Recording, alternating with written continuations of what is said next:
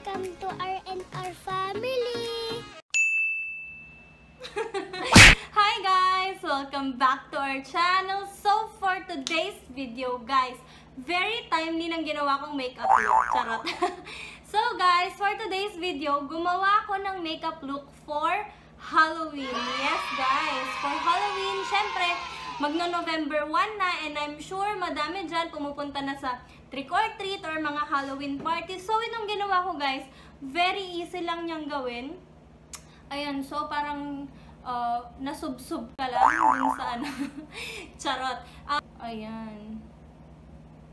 So guys, most probably, i-recreate ko ulit to para samahan ko si Ro and si Sofia sa kanilang makeup look for November 1. Pagdadalaw kami sa sementeryo, siguro ganyan.